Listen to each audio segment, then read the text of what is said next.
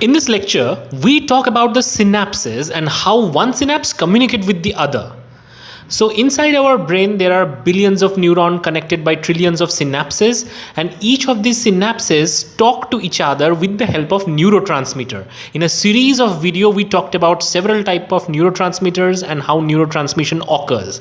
So let us zoom into these synapses and ask the question, how one synapse communicate with the other. By the way, we have quiz under every video, so you can click on the quiz option which is present in the right hand side of any video and test your knowledge. Don't forget to do that. So when the presynaptic neuron fires an action potential, the postsynapse responds to it. So here we zoom into a presynaptic terminal and a postsynaptic terminal, and in response to the release of neurotransmitter, the neurotransmitter would eventually bind to the postsynaptic receptors, and these postsynaptic receptors are often ion channels. They allow influx of cations. So obviously, if positive charge come inside, there would be a change of charge. That would translate into a small current in order of picoamperes. This is known as excitatory postsynaptic current. This is the postsynaptic event happening in the response of presynaptic event. So clearly we can understand underlying synaptic transmission. There are two types of distinct event happening in two different locations: presynaptic event and the postsynaptic event. So the presynaptic event is something that we are going to now talk about, and then we would switch to postsynaptic event. So here is a neuron. In this blue neuron, we can see this. There are neurotransmitter containing vesicles which are ready to be fused to the presynaptic terminal. So here is a zoomed version of the presynapse and postsynapse. Here is a neurotransmitter containing vesicle which would be targeted to the presynaptic terminal membrane with the help of GTPase protein known as RAB. Now there are RAB effector proteins present in the presynaptic membrane. RABs are super important. These are like the radars for any vesicle. How does a vesicle know that it has to fuse to specific location in the synapse? Actually, it is the RAB protein who does that. Other than that, there are proteins like V-snare or vesicle bound snare proteins, such as VAMPs. There are also T-snare proteins or target membrane snares, such as SNAP25 in case of neurons. There are other proteins as well, such as syntaxin, which are another type of T-snares. So these T-snares and V-snares together make a snare complex. Now when GTP is hydrolyzed, these snare complex becomes tighter, and in presence of presynaptic calcium, these kind of snare complexes bring the vesicle very close to the membrane that they can fuse to the plasma membrane and release the content of the vesicle. And this is how vesicle fusion occurs. So after vesicle fusion, these snare complexes are now released with the help of a protein known as NSF. So eventually, this is also a ATP bound protein. So this is an ATPase. Classically, this ATPase release the snare proteins, and these snare proteins are ready to be reused for another round of release. Millions of these kind of vesicles are released in every single minute when synaptic transmission can happen. It has been shown in liposome experiment that artificially produced liposomes, when they have VAMP and SNAP25, they can fuse to each other. So these snares are key players in synaptic vesicle fusion. Now, so we can understand the entire process. First is the navigation.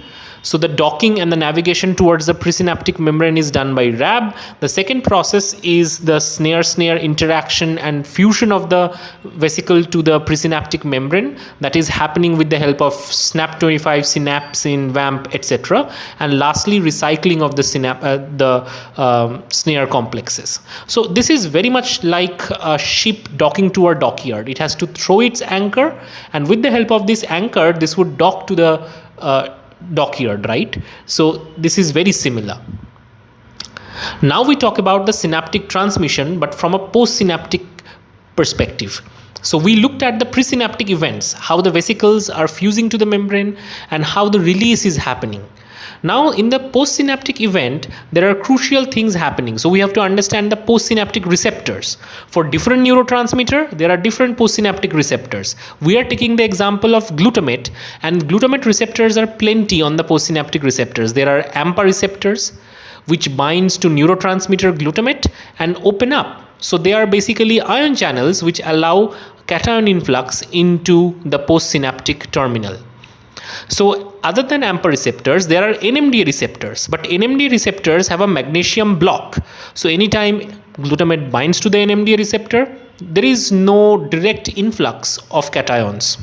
But once the inside of the membrane is very positive due to several AMPA mediated transmission, then this internal positive charge would repel the magnesium off. Now the NMDA receptor is active and it can allow more cation to enter the cell. So in some sense, NMDA receptors work is dependent on how much positive the postsynaptic membrane is. So these kind of changes in AMPA or NMDA can be measured with the help of whole cell patch clamp recording. So in the whole cell patch clamp recording, in the voltage clamp mode, one can record the AMPA currents at, let's say, holding the membrane at minus 70 millivolts or minus 50, something like that. And with the change in the voltage, the current kinetics change like the following. One can plot the current kinetics versus voltage in a IV plot, and it would look like this for an AMPA receptor. So obviously, if you need to know more about the AMPA receptor and NMDA receptors, there is a different video discussing about these topics in much more details. All the videos are in I button. So if we talk about NMDA receptor, it has different kind of current kinetics. So it is only conductive in positive voltages, not in negative voltages, and we know why. Because at negative voltages, the inside is negative, the magnesium block is strong. In positive voltages, the magnesium block is removed and the current can be flown through the NMDA receptors. So overall, we understood how the transmission is occurring at the postsynapse. Now, one thing we should know that synapses are highly dynamic. Synapses get stronger over time. Then they are known as potentiation. In a different video, we talk about synaptic potentiation or synaptic plasticity. So the fact that synapse can change over time with the help of experiences, activity, this fact is known as synaptic plasticity. That means they are amenable to change. Synapse can also go weaker over time. So we talked about the presynaptic and the postsynaptic events in neurotransmission. But we did an oversimplification, because there is not only chemical synapses which are present in the brain. There are also some synapses which are known as electrical synapses. So let's talk about chemical synapse versus electrical synapse for a moment. Electrical synapses, also known as gap junction coupled synapses, involve direct physical contact or connection between the cytoplasms of the presynapse and the postsynapse. Here you can see the presynapse in green and postsynapse in yellow. And all these red channels are known as connexons, which connect the pre and postsynapse. It actually forms a tunnel through which neurotransmitter can flow from the pre to the postsynapse. It's not only neurotransmitters, but also metabolites, ATP, etc. can be transported through these channels. Now let us zoom into these channels to understand the architecture in bit more details. In contrast, chemical synapse has postsynaptic receptors shown here. When the presynaptic action potential reaches the nerve terminal, it leads to neurotransmitter release. Neurotransmitter binds to the postsynaptic receptor. For example, in a cholinergic system, acetylcholine would bind to the acetylcholine receptor in the postsynapse, and this would lead to opening of the ligand-gated ion channel and allow cation to influx. And this is the postsynaptic event, which would lead to another potential change in the postsynapse. Now let's talk about the electrical synapse in bit more details. In electrical synapse, these channels are known as connexons. Connexons are composed of protein subunit known as connexins. Now each connexon is typically made up of 6 connexin protein subunits, and they are arranged in a cylindrical hexameric form. So we cut through a cross section through this connection channel to show you this particular architecture. Now these channels allow the flow of ions, neurotransmitters, ATP, and also big molecules through it. So not only it allows the transport of neurotransmitters, but also it allows transport of metabolites. That is super important. That means the presynapse and postsynapse cytoplasm is kind of interrelated and connected internally. Electrical synapses are really beneficial. Why? The transmission velocity is very fast, and the transmission of signal can also be bidirectional. That means the presynapse and postsynapse are connected, so the signal can move from presynapse to postsynapse. Also it can move in the opposite direction, which is not possible in the chemical synapse. So in chemical synapse, the flow is unidirectional.